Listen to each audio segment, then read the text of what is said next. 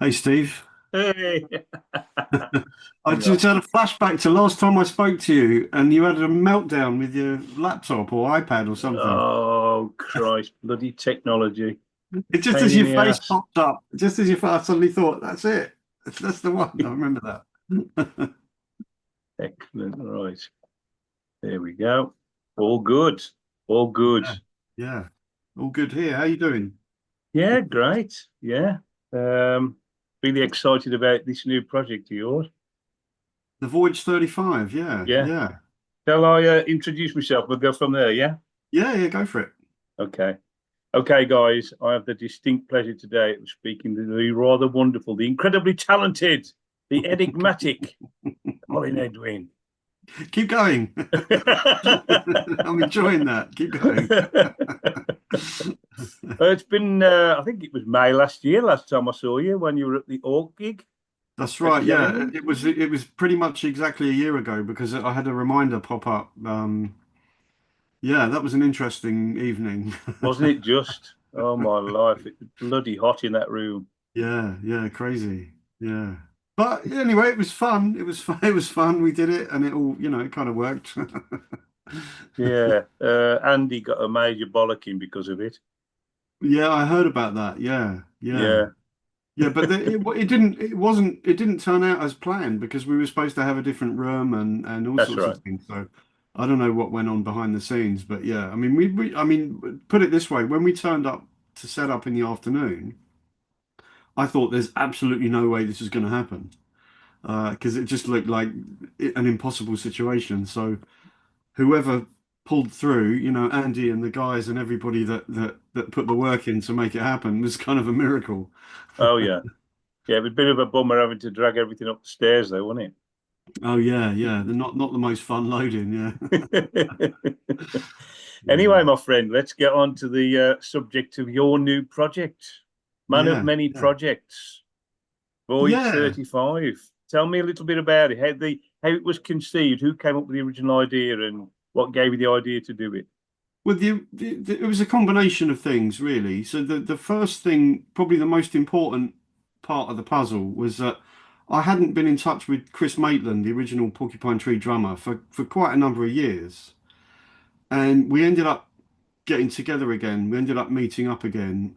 And inevitably, we were just sort of having a laugh and having a meal and a drink and stuff. And we started discussing the old music. And around the same time, I think we had a couple of get-togethers a few months apart. And in between the two get-togethers, we were passed on a live recording from about 95, 96, something Oh to yeah. listen to. It was, I think it was, in fact, I think it was the Greek gig that's up on Bandcamp that came out. So um, it was something I didn't even know it existed. And it was a desk tape. So it wasn't meant as a commercially released recording. It wasn't done with multi-track setup or anything. It was a very raw sort of gig recording. And we were both sent this to sort of approve, if you like, to sort of listen to and see if we were happy with it to go out. And for my part, I listened to it and I thought, hang on, this is better than I remember. You know, I kind of thought this is it was I mean it's easy to sort of think that as you go through time you get better at something and therefore you kind of have less interest in what you did in the past.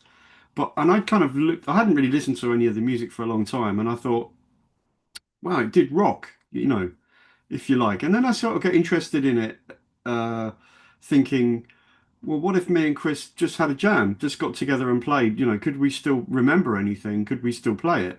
And Hmm. I got my bass out and I played along to the live recording, and amazingly, I could still remember most of it. Wow. About 90% of it. I mean, we did play a lot, and my memory is pretty good most of the time. So, but I surprised myself that first of all, it was better than I remembered. Secondly, the actual recording was very heavy on the bass, so the bass was quite clear. And I thought, well, this it was a good context for me. I was definitely being heard in a four-piece band with the sort of spaciousness that was going on with the layers of keyboards and stuff. There was definitely room for me. So I had the idea that maybe Chris and I should play together again. And actually we did, but not in the way that I intended, because we ended up making a record with a friend of mine, um, John Durant from America. But that wasn't really meant to be a record. That was just me and Chris getting together, Yeah, and yeah. we sort of invited John along, and then we liked it, and we thought we'd release it, and it went down really well. I mean, we had a really positive response to it, but that was part of the story as well, getting Mm. together with Chris, playing. And when it came down to it, um, I approached an agent, or I actually bumped into him by surprise. I didn't plan anything. And I just had this vague idea that Chris and I could go out and play the old music again. And he was very positive about it. And he approached a couple of people and said that he said to me, if you want to put a band together, we'll give it a try. You know, you can. I think there's enough interest there. There's people that have missed the music. There's people that never heard it first time round. Absolutely. And the idea's probably got legs. So I went back to Chris, and unfortunately, he couldn't commit because he's very involved in his sort of world of music that he's been in, and it's very difficult for him to get the time off. But that said, I am hoping to have him come along. Um, Okay.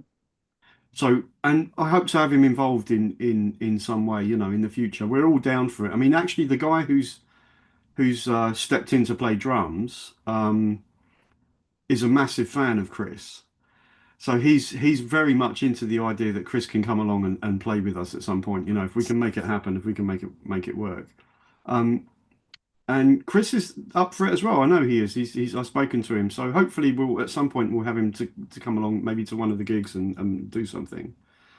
But the idea sort of grew in my mind. I Mm-hmm. spoke to Wes about it, John Wesley. Um, he was immediately positive because he was a fan of the music anyway, even though a Yeah, lot of yeah. it dates from prior to his involvement.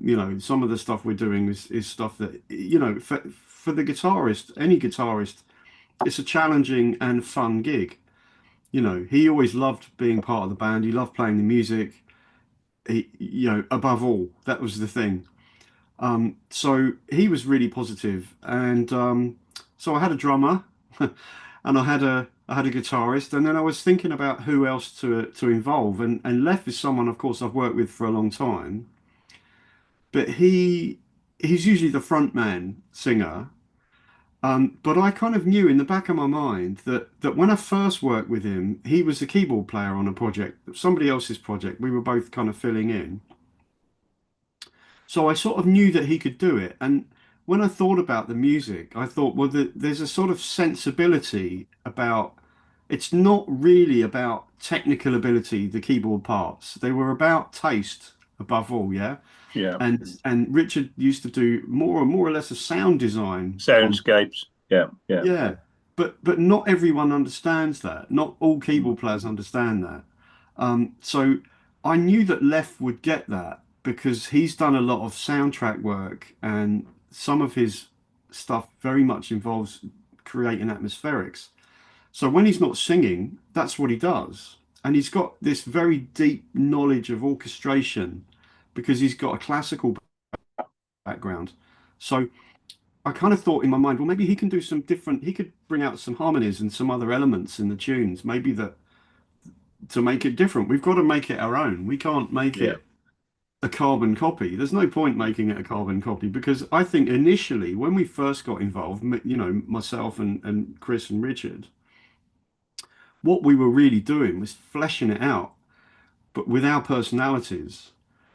There's a lot of personality in that early music. So the music itself is like a framework and it's flexible enough to have other people come along and put, I won't say put their stamp on it and make it complete. You've got to respect the original, but you've got to bring it to life in your own way, in the same way that we did that the first time round. So the other advantage of asking Lef, of course, is he's a great singer. So him and Wes can split the vocal duties between them, Yeah, uh, yeah. which takes a bit of pressure off Wes and makes for a more interesting show, I think, because we've got two lead vocalists. Yeah. So the vocals weren't a major part of some of the very early tunes, of course. There's a lot of instrumental stuff, but I think That's that's going right. to make it really interesting to have two different voices, and of course they can handle the harmony parts and stuff. Yeah. So yeah, I'm totally confident, musically speaking. I think it's going to be great. So obviously, when you were going through all this, in its early stages, was it ever envisaged to do it live, or was it just something you were doing for fun? No, the whole idea was to do it live. So I mean, the only reason we've released any tracks at all is because people aren't going to understand what it's about unless we kind of, you have to lead people into it. I Mm. mean, we're not really, the recording at the moment is a secondary part of what we're doing. We're really releasing it. We've just done Even Less last week and Yeah, yeah, yeah, Lockdown yeah. I played that Effective. on last week's show. Yeah. The whole point is just to get people to understand that we can do it live, and the production on those recordings is very minimal. They're very live. I think the basic tracks were recorded live anyway. Oh wow. It was a sort of self-imposed, don't go too crazy with we want to make it feel like we're all together. Mm. Um, so yeah, there is a bit of production involved and there's a few overdubs, but it's as close as we're going to get to, I think, to pretty close to how we're going to be able to make it sound live. So Brilliant. So is it you're covering everything from Stupid Dream backwards? yes, that's a funny way of looking at it, but yeah, it's just backwards. I suppose I would say from the very first record, going up to, I think probably we might do one or two things off Lightbulb Sun. Okay. Um, I don't want to give it away because I'd like it to be a surprise. But Yeah. basically, you can think of it as the Chris Maitland era. Yeah, I mean that's what I was thinking. I mean, my initial idea was just to do the sort of Coma Divine era. Um, but Wes kind of did a very good job of reminding me that some of the later tracks were very strong and also quite popular, and also he was a bit more familiar with those ones and fancied playing them again. So he kind of talked me round to that. So I think we've got a pretty good set list. Been working on it today. We've got a very good set list that's going to please people that have come in at any era before in absentia. I mean, obviously there's a lot of material. There's 5 albums, Mm. and we've only got these gigs at the moment. But I think if people support the project, if it does well enough, then there's a lot of material we can rework and we can have some very interesting set lists going forward.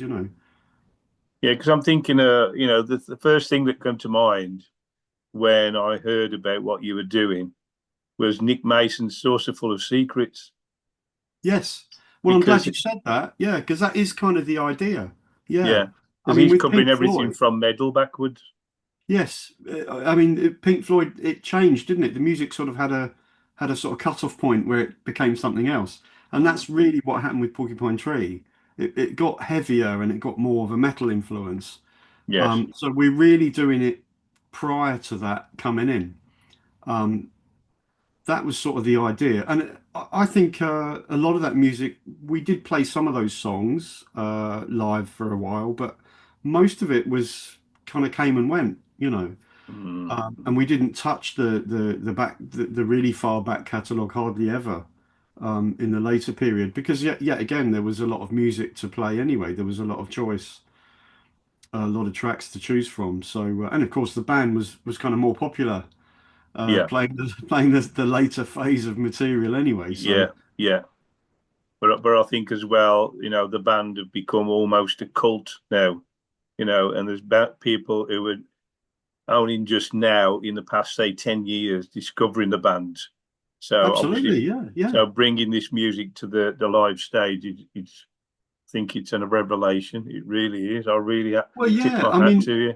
it's interesting because I didn't, like I was saying earlier, I didn't really consider it. I hadn't listened to it for a long time. I hadn't thought about it. It came back to me in a sort of way, having to listen to it again because of this approving these tracks and stuff, and then kind of being quite surprised about it.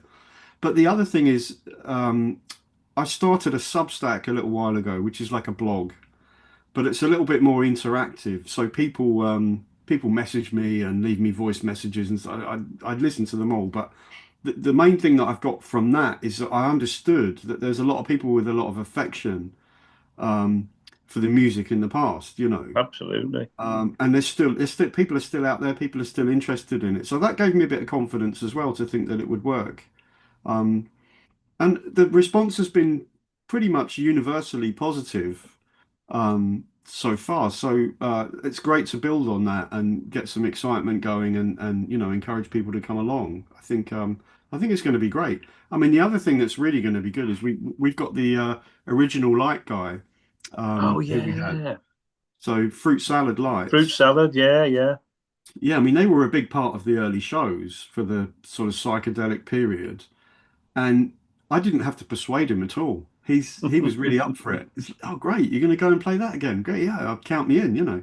So everyone's been positive about it. Everyone in the band, the agent, other people I've met, journalists, people like yourself, you know, when I chat to people, super positive about the thing. So yeah, we'll give it a good old crack and see how far we can get with it. Brilliant. Is there any plans on the forthcoming tour? Because you're kicking off on the 4th of September, I believe. Is it? Yeah, that's It's right. in Italy, festival Yeah, in Italy. And then you've got 4 dates in Europe before you hit Bristol on the 15th, which is the one we're coming to. right. Are there any plans or any intention to do a live album and maybe a video? Well, the recording process now is a lot easier than it was years ago. So Absolutely. we're going to be able to record. This is my understanding, chatting to the engineer. We're going to be able to record every show Brilliant. on this upcoming leg, and then hopefully we can do some kind of live recording from that. Whether we can actually film it, I don't know. I mean, that's a more expensive process. Mm. We'll certainly have some footage. I think the very first gig they film it anyway. Okay. Uh, the Italian festival they film it anyway, and you know we do need some for promotional reasons. We need some live footage, and it'd be Mm. great to actually kind of showcase the band. I think if I actually think about it now, the Even Less video, which was filmed in a rehearsal room, was the first time anyone actually saw the four of us in a room together playing because we had the sort of psychedelic video before that, and then everything else has just been little clips. Yeah, So for some people, that's important to actually see the band, of and I'm course. confident as well that with Fruit Salad on board, we'll have a great production. We'll have a really good show. Yeah, because if you think back again, going back to the early Floyd, they had the oil slides going in the That's right. background. Yeah, So yeah, yeah, there's a lot of similarities to me, and I yeah, think the fact that that project has been well successful, I've yeah. got no doubt that what you're doing will go down an absolute storm. I really do. Um, did you have to get permission to use the music? No, we don't need permission. When you go out and play music, the composer is taken care of by the composers, I should say, are taken care of by the sort of the way the system works anyway. So I didn't seek permission. We didn't seek permission. It didn't seem necessary. And in a way, because it's our thing and we wanted to make it, I could have gone back and asked for some input or some of the backing tracks, but I thought, no, we'll remake it fresh. Brilliant. As it happened, when Steve found out about it, he did let us know that he was comfortable with us doing it, and he even offered the use of some of the backing tracks. Okay. Um, which you didn't have to do. So that was good. But once again, we didn't want to kind of just recreate. Uh, we wanted to do it fresh and make things our own, really. And I think it's important to do that. So we've kind of reworked everything. There's a few things like samples, for example, Hmm. that that are just they we'd be using those in the same way because they're not composed by anybody other than the people you're sampling, and some of the voice samples and things like that Yeah, they're sort of public domain if you like. But yes, the way that playing live music works is you don't really need to get permission. The composer gets recompensed because there's a thing called the Performing Rights Society, and they get that's a right. royalty from the thing. So that's how that works. Yeah, I was just curious to know what Stephen thought of it. When you bounced the idea off him. I didn't bounce the idea off him. No, that was You the point. didn't. No, You just basically said, "This is what we're no. doing." I didn't really feel the need to bounce the idea off him, but he's been very positive. So I haven't had much contact with him, but he did send me a couple of nice messages when Nostalgia Factory came out, and he played it on his show. And Wes has had a bit more contact than me, and he's been positive about even less as well. And really, there's nothing for him not to like. If you think about it, there's nothing. I think he likes the idea that we're doing it. So yeah, that's great. There's no bad vibe there at all. It's fine. Well, that's good because I know that some of the fans were a bit miffed when you were excluded from the comeback tour, a few years ago. Yeah, yeah. I mean, no, I got quite a lot of messages about that, which was great. So yeah, I know there's a lot of people that missed that, but they don't have to miss me. I'm still here. Coming back with a vengeance. So I would say deep down then that basically you're reinventing the music. Would you say that's an honest way of looking at it? Yes, I mean, there's some things we're going to stick quite close to how it was because the arrangements were quite good. And there's other moments where we can kind of expand it a bit more, and then in some subtle ways as well. Because we've got two singers, we can have harmony parts happening in a different way. And we're going to maybe rework a couple of things.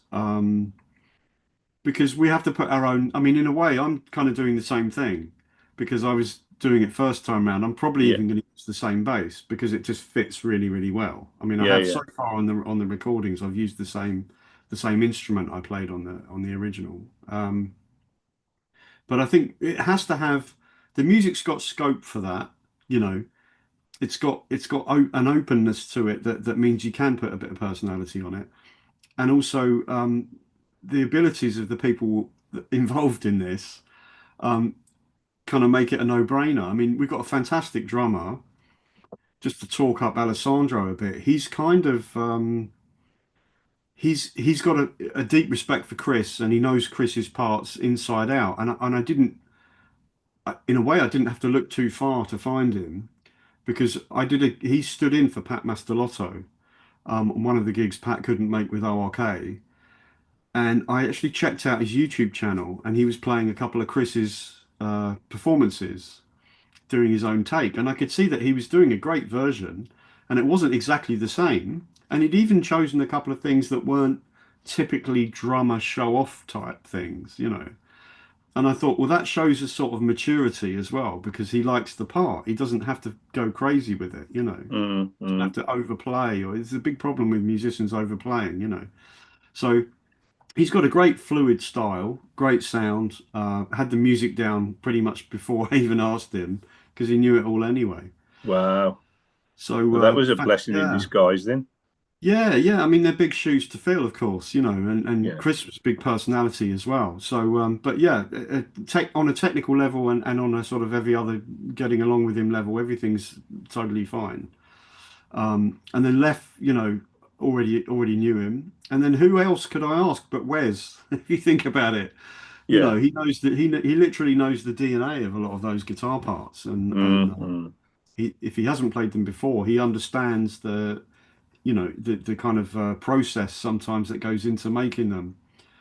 So yeah, and he loves the music, and he's got a great voice as well. I did have the thought when we were rehearsing recently. I thought in a way Wes was a little bit underutilized Mm. um, in the latter period of Porcupine Tree. When we played live, he's got a great voice. He comes up with some really good parts, and I did think that he did more and more as time went on. So he did lead vocals on a couple of songs Yeah, later on, but he probably could have done more, really. So now's his yeah, chance. yeah. Well, we've watched that many live gigs from you guys on YouTube and DVD and Blu-ray, and it'll just be nice to actually experience this because my wife is huge PT fan, Right. huge, and she loves the pre in absentia. I mean, she loves it all, but she's got a Yeah. deep affection for the early stuff. She really does, like Sky Moves Sideways and all that. Yeah. She Great. really really does look forward to that. The only thing that I would say at this point, and when you reinvent music that people are used to, because I'm all for that. I think it's a fantastic concept, and I'm all about improvisation, Hmm. extending tracks, going off on a tangent, and all that type of thing. And in actual fact, on last week's show, I played 4 tracks in the first hour that were all considerably longer than the original studio version because they were improvised solo bits. And one Yeah. of them was off one of the Steve Hackett live albums where he did "I Know What I Like in Your Wardrobe," Oh yeah. and the original song was only 4 minutes. The live version is about 9.5 minutes because there's an instrumental section in the middle with sax and everything going on, and I think it's absolutely brilliant. But at the time when that came out, and when the time when he was playing that live, all the geeks were going, "There was no saxophone on the original track. What's all that about?" So all hats off to you for taking it to the next level. I think that's brilliant.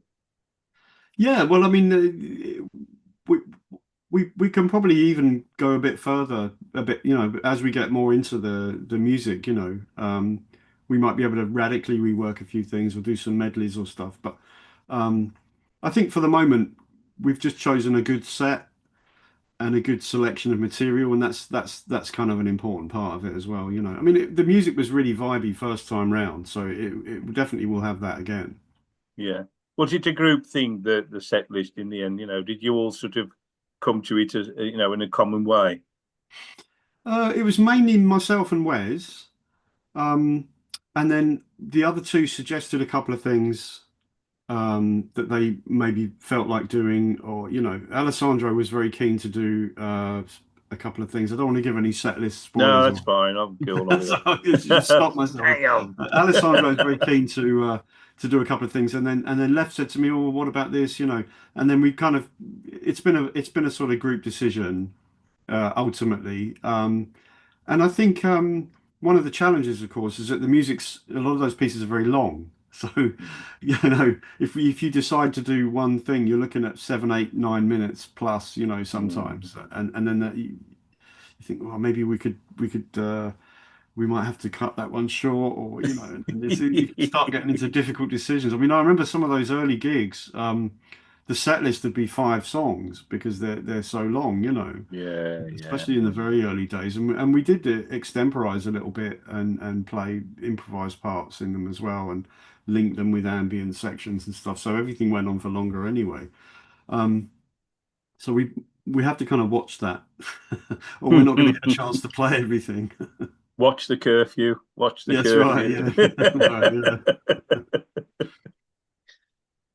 Colin, it's been an absolute pleasure speaking to you, my friend. Always is. Great. I wish you all the best with the dates in September. Thanks We'll very see you much. in Yeah. Bristol. Bristol. And what can I say? We're both really, really excited to see what you've got in store for us. That's great. I'll see you there. Okay. Cheers, Steve. Take care, buddy. Bye. Bye. Bye bye.